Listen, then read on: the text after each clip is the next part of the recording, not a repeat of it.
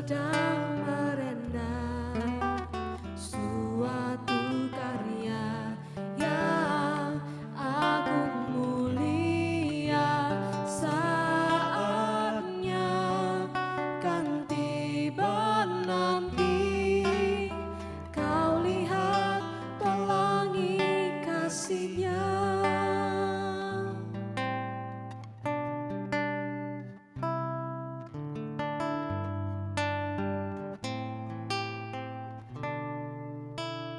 Katakan Tuhanmu.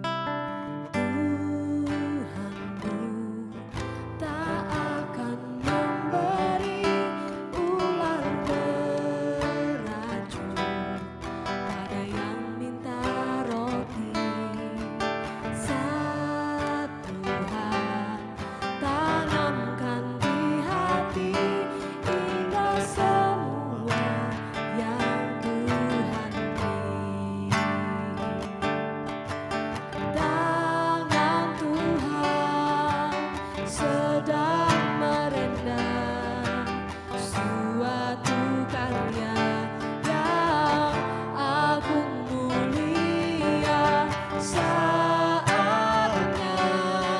kan tiba nanti, kau lihat pelangi kasih-Nya. Tangan Tuhan sedang merendah suatu karya yang agung mulia. Saatnya kan tiba nanti, kau lihat pelangi kasih-Nya. Tangan Tuhan sedang merendah suatu karya yang agung mulia. Saatnya kan tiba nanti, kau lihat pelangi kasih-Nya. Tangan Tuhan sedang merendah suatu karya yang agung mulia. Saatnya kan tiba nanti, kau lihat pelangi kasih-Nya. Kau lihat pelangi kasih-Nya.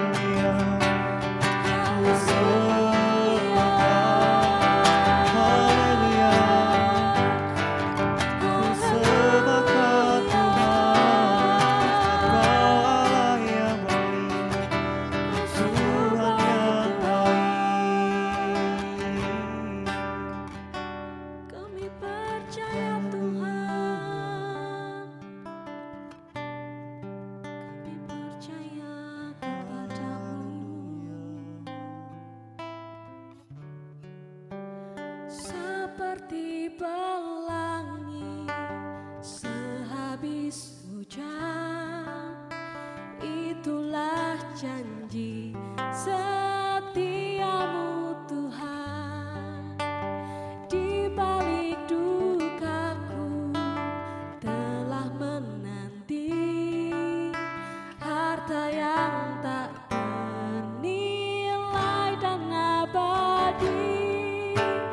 Seperti pelangi sehabis hujan, itulah janji setiamu Tuhan.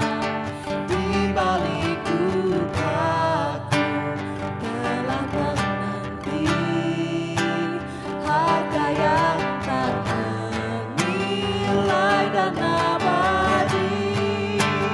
Seperti pelangi sehabis hujan, itulah janji setiamu Tuhan. Di balik dukaku telah menanti harga yang tak ternilai dan abadi. Di balik dukaku telah menanti harga yang tak ternilai dan abadi. Di balik dukaku telah menanti harta yang tak ternilai dan abadi.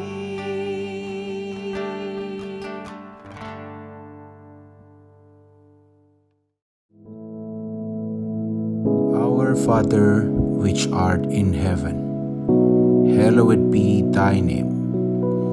Thy kingdom come, thy will be done in earth as it is in heaven.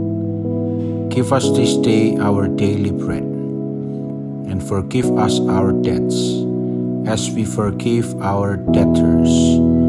And lead us not into temptation, but deliver us from evil.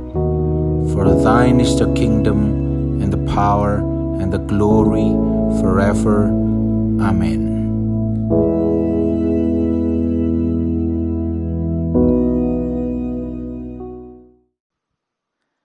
Shalom, selamat pagi jemaat yang dikasihi oleh Tuhan Yesus. Senang sekali boleh berjumpa kembali. Kita akan dengarkan firman Tuhan dari surat Galatia pasal yang kelima ayat yang ke-13. Saya ulangi, Galatia 5 ayat yang ke-13. Demikian firman Tuhan. Saudara-saudara, memang kamu telah dipanggil untuk merdeka. Tetapi janganlah kamu mempergunakan kemerdekaan itu sebagai kesempatan untuk kehidupan dalam dosa. Melainkan layanilah seorang akan yang lain oleh kasih. Saya ulangi. Saudara-saudara, memang kamu telah dipanggil untuk merdeka, tetapi janganlah kamu mempergunakan kemerdekaan itu sebagai kesempatan untuk kehidupan dalam dosa, melainkan layanilah seorang akan yang lain oleh kasih. Saudara, kita sudah mati terhadap dosa. Karena kita sudah ditebus, dibayar lunas oleh darah Yesus. Mati terhadap dosa dan hidup untuk kebenaran. Hidup untuk Tuhan, melakukan apa yang berkenan di hadapan Tuhan. Kenapa firman Tuhan ini mengingatkan, janganlah kamu mempergunakan kemerdekaan itu sebagai kesempatan untuk kehidupan dalam dosa, karena memang ada orang yang sudah merdeka, yang sudah ditebus, yang sudah diampuni dosanya, tetapi masih jatuh bangun, masih suka berbuat dosa. Bahkan kadangkala yang membuat hati kita ini miris, bukan orang biasa. Bahkan ada orang yang sudah terbiasa berkhotbah, menyampaikan firman Tuhan. Dengan kata lain, hamba Allah. Artinya dia sudah tahu itu firman Tuhan. Dia sudah tahu itu dosa. Dia sudah tahu itu tidak berkenan di hadapan Tuhan. Tetapi masih melakukan. Dan kadang-kala aktif juga melayani, tapi tetap juga berbuat dosa di hadapan Tuhan. Makanya kenapa diingatkan oleh Paulus, janganlah kemerdekaan itu membuat kita jadi berbuat dosa. Tetapi justru kemerdekaan yang Tuhan berikan, anugerahkan kepada kita, dikatakan supaya kita melayani seorang akan yang lain oleh kasih. Karena memang Allah kita kasih, karena memang kita ditebus oleh karena Tuhan mengasihi kita. Jelas dikatakan Yohanes 3:16. Karena begitu besar kasih Allah akan dunia ini, sehingga ia mengaruniakan anaknya yang tunggal, supaya barang siapa yang percaya kepadanya tidak binasa, melainkan memperoleh hidup yang kekal. Saudara, kita ditebus, dimerdekakan oleh darah Yesus karena Allah mengasihi kita. Maka Tuhan ingatkan, jangan berbuat dosa. Jangan karena kemerdekaan itu kamu berbuat dosa. Tetapi layanilah yang lain di dalam kasih. Saudara, inilah yang Tuhan mau dalam kehidupan kita sebagai orang yang merdeka. Orang yang merdeka hidup di dalam kasih, tidak lagi hidup di dalam yang namanya kepahitan. Tidak lagi hidup di dalam yang namanya sakit hati. Tetapi hidup di dalam pemulihan. Hidup di dalam kemenangan. Hidup di dalam berkat Tuhan. Saudara, kalau saudara mengatakan saudara sudah merdeka karena sudah ditebus oleh darah Yesus, tapi masih hidup di dalam sakit hati atau kepahitan, itu akan berdampak. Bukan saja di dalam hati saudara, tapi secara fisik. Saya punya kesaksian, ibu daripada teman saya, ibunya ini bahkan sudah melayani, bahkan aktif sekali, bahkan juga sudah ikut seminar, bahkan sampai ke luar negeri. Tetapi suatu ketika dia tahu suaminya selingkuh. Dan selingkuhannya itu dia kenal karena masih kerabat keluarga. Inilah yang membuat dia menjadi bukan saja marah, tapi sakit hati. Dan dia pendam kepahitan. Akhirnya apa yang terjadi, saudara? Dia mengalami sakit. Tumor di ususnya. Makin lama perutnya itu seperti orang hamil. Membesar dan membesar. Bahkan sampai waktu dia meninggal, perutnya itu masih gembung, saudara. Karena apa? Tidak dapat melepaskan pengampunan. Nah, orang yang merdeka tidak hidup di dalam kepahitan, tidak hidup dalam sakit hati, tapi di dalam kasih. Orang yang hidup di dalam kasih itu saling mengampuni, saudara. Inilah yang Tuhan mau sebagai orang merdeka. Jadi jangan kita menyimpan sesuatu di dalam hati kita yang justru itu akan merugikan saudara. Karena kita sudah dimerdekakan. Karena kita sudah dimerdekakan dari segala hal yang selama ini membelenggu, mengikat kehidupan kita. Dan kita bersyukur karena memang Yesus datang untuk membebaskan kita. Sebagaimana firman Tuhan mengatakan di dalam Ibrani 2 ayat 14 sampai 15, saya akan bacakan Ibrani 2 ayat 14 sampai 15.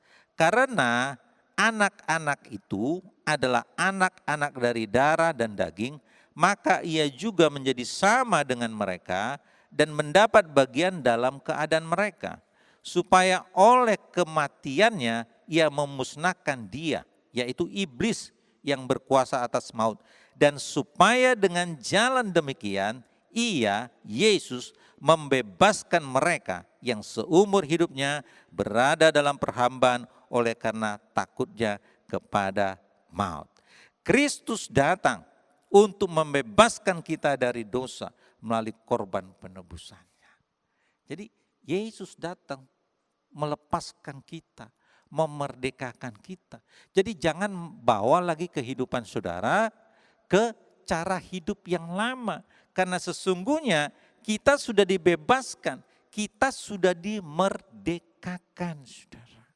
Tapi layanilah seorang dengan yang lain di dalam kasih. Saudara, kalau bicara kasih, memang untuk mengucapkannya itu sangat gampang sekali. Tetapi untuk melakukannya, mempraktekkannya, diperlukan kesungguhan hati, saudara. Kesungguhan hati. Kasih itu sabar, saudara. Kasih itu murah hati, saudara. Kasih itu lemah lembut, saudara. Kasih itu penuh dengan yang namanya penguasaan diri. Kalau saudara melihat perkembangan akhir-akhir ini, karena situasi kondisi yang ada, itu bisa membuat orang gampang tersulut, gampang emosi, saudara. Bahkan kalau saudara menonton berita di televisi, kadangkala ada terjadi suatu keributan. Setelah diteliti ternyata masalahnya sepele, saudara. Tapi bisa menjadi besar. Karena tidak ada kasih, tidak ada penguasaan diri. Dalam rumah tangga juga demikian. Apalagi akhir-akhir ini kan karena pandemik C-19 ada banyak orang ya yang sudah kehilangan pekerjaan. Dan bahkan ada orang yang mungkin yang biasanya bekerja itu 5 hari, sekarang mungkin dikurangi cuma 3 hari dalam 1 minggu.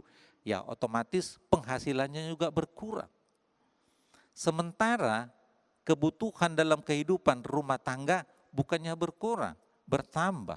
Apalagi ditambah dengan sekarang anak-anak semuanya belajar dari rumah. Itu kan berarti harus sewa, bayar internet, saudara dapat bayangkan. Beban semakin bertambah, sementara pendapatan berkurang. Nah dapat saudara bayangkan. Maka kadangkala seringkali terjadi salah paham antara suami dan istri. Dan itu bisa memicu terjadi pertengkaran, saudara. Tidak ada penguasaan diri. Tapi kalau ada kasih, saudara, sama-sama menyadari, ya memang situasi kondisinya seperti ini. Ya kita, apa yang kita lakukan, ya kita tinggal ya berdoa, berharap kepada Tuhan. Tidak perlu kita saling menyalahkan satu dengan yang lain. Tapi firman Tuhan mengajarkan mengucap syukurlah dalam segala hal, sebab itulah yang dikehendaki Bapa di dalam anaknya Yesus Kristus. Mengucap syukur, saudara. Orang yang melayani di dalam kasih, orang yang hidup di dalam kasih, itu tahu bersyukur kepada Tuhan. Walaupun mungkin dalam faktanya ada kekurangan, tapi tidak mengeluh. Tapi bersyukur, terima kasih karena saya masih bisa makan hari ini. Saudara, suatu ketika saya dikirimin ada video di WA di suatu daerah bukan di Indonesia ini, di benua lain. Saudara, untuk makan kita masih bersyukur di Indonesia ini masih bisa makan pakai nasi. Itu loh tanah kering. Saya juga bingung bagaimana itu bisa tanah kering itu jadi makanan. Bagaimana rasanya? Aduh, saya tidak dapat bayangkan kalau terjadi hal seperti itu di negara kita. Kita bersyukur, kita tidak seperti itu. Tuhan masih kasih banyak, ada jagung, ada singkong, dan sebagainya yang masih bisa kita konsumsi. Tetapi kadangkala melihat sedikit saja berkurang, sudah mengeluh dan sebagainya. Hampir tidak jauh beda, ya. seperti bangsa Israel. Pada waktu Musa membawa bangsa Israel keluar dari Mesir, memerdekakan mereka dari Mesir ke tanah yang dijanjikan oleh Tuhan. Ada mujizat demi mujizat, luar biasa. Bahkan untuk melepaskan, memerdekakan bangsa Israel dari Mesir, Tuhan sampai harus memberikan tulah-tulah supaya Raja Mesir mau melepaskan mereka. Tetapi apa yang terjadi dengan bangsa Israel ini? Seringkali apabila ada kekurangan, cepat sekali mereka mengeluh, bersungut-sungut. Makanya akhirnya mereka putar-putar terus sampai 40 tahun. Dan dari angkatan yang pertama yang keluar itu, yang masuk ke tanah Kanaan, tanah perjanjian hanya 2, Yosua dan Kaleb, saudara. Selebihnya yang masuk itu yang lahir di tengah perjalanan. Selebihnya kenapa? Karena dosa sungut-sungutnya akhirnya mati di tengah perjalanan. Saudara, mengeluh. Orang yang hidup di dalam kasih, tahu bersyukur, berterima kasih kepada Tuhan. Walaupun mungkin tidak seperti tahun-tahun sebelumnya, tapi bersyukur, terima kasih Tuhan. Saya masih bisa melakukan aktivitas kegiatan saya seperti ini. Mengucap syukur, saudara. Jadi orang yang hidup di dalam kasih tidak mengeluh, tidak bersungut-sungut. Karena kalau kita melihat kondisi yang ada banyak alasan memang buat saudara untuk mengeluh dan segala macam. Tetapi saya mau beritahukan, apa keuntungannya kalau saudara mengeluh dan bersungut-sungut? Yang terjadi justru sebaliknya, saudara kehilangan sukacita, saudara kehilangan damai sejahtera. Nah, kalau orang sudah kehilangan sukacita, kehilangan damai sejahtera, nah itulah yang dikatakan, maka imunitas tubuhnya itu akan berkurang. Maka gampang sekali lah virus-virus menyerang tubuhnya. Tapi orang yang tahu mengucap syukur, berterima kasih kepada Tuhan, maka sukacitanya, damai sejahteranya berlimpah, saudara. Dan inilah yang membuat imunitas tubuhnya semakin kuat, sehingga tidak mempan terhadap virus, saudara. Saudara, kita bersyukur karena Tuhan sudah memerdekakan kita. Tetapi firman Tuhan mengingatkan, janganlah karena kemerdekaan itu lalu membuat kita hidup di dalam dosa. Janganlah karena kemerdekaan itu membuat hidup semaunya. Tetapi justru seperti Paulus katakan, dia orang yang merdeka, tapi dia mau jadi hamba, mau melayani banyak orang. Saudara, Allah kita begitu sangat baik. Kalau saudara melihat orang-orang di sekitar saudara pada akhir-akhir ini, saudara akan melihat betapa saudara adalah orang-orang yang beruntung. Karena kalau kita melihat jujur dengan diri kita sendiri, kadangkala mungkin dalam hal perbuatan, tindakan, mungkin kita enggak lebih baik dari orang-orang yang belum dimerdekakan oleh darah Tuhan Yesus. Tetapi oleh karena anugerah kemurahan Tuhan, kita mendapat kemerdekaan oleh karena Yesus. Sehingga kita bukan lagi orang yang terikat. Tetapi mari saudara, kita hidup di dalam kasih. Karena ini yang Tuhan mau. Hidup di dalam kasih. Berbuat baik, saudara. Saya juga dalam hidup saya belajar. Saya tidak katakan saya sudah lebih ini. Tidak, saya juga belajar untuk berbuat baik sama orang di sekitar kita. Untuk menolong orang di sekitar kita. Sesuai dengan kemampuan kita. Apa yang Tuhan sudah percayakan, mari kita belajar untuk berbagi dengan orang-orang yang ada di sekitar kita. Kenapa? Orang yang hidupnya mau berbagi kepada orang-orang di sekitarnya, itu tidak akan kekurangan, saudara. Tidak akan kekurangan hal yang baik. Tapi kalau orang hanya mau untuk dirinya sendiri, maka dia akan kekurangan saja, saudara. Dia akan selalu kekurangan. Tapi orang yang mau berbagi, saudara, dia merasa tidak pernah kekurangan. Karena Tuhan pun akan selalu mengisinya dengan yang baru, dengan yang baru, dengan yang baru. Makanya kita harus hidup di dalam kasih satu dengan yang lain. Dan dalam kondisi yang ada sekarang ini sangat relevan sekali saudara. Kita berbuat kasih. Kasih mungkin tidak hanya wujudnya dalam bentuk materi saudara, tapi juga dalam bentuk perhatian kita. Dalam bentuk kita mau memotivasi orang-orang yang ada sekitar kita, yang kita tahu dia mungkin sudah kehilangan pekerjaan dan sebagainya.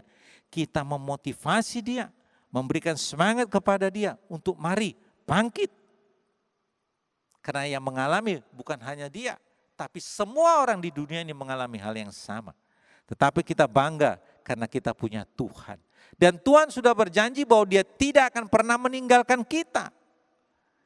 Dia tidak akan pernah meninggalkan kita. Dia ada bersama dengan kita. Jadi kalau kita tak berjalan seperti apa yang Tuhan mau, hidup di dalam kasih, saya sangat yakin dan percaya Roh Kudus akan selalu menuntun langkah kaki kita. Sehingga kita boleh menikmati segala yang baik di dalam hidup ini. Karena memang rancangan Tuhan adalah rancangan damai sejahtera, bukan rancangan kecelakaan. Dan Tuhan menyediakan ada hari depan yang penuh dengan harapan. Ada banyak orang tidak tahu, tidak ada kepastian sampai kapan situasi ini. Tapi firman Tuhan bilang ada hari depan yang penuh dengan harapan.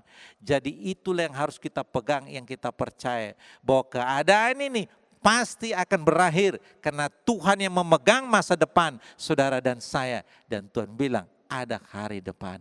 Oleh sebab itu sebagai orang merdeka saudara, mari kita hidup di dalam kebenaran firman Tuhan. Sebagai orang merdeka, mari kita hidup di dalam kasih. Seperti apa yang firman Tuhan ingatkan kepada kita.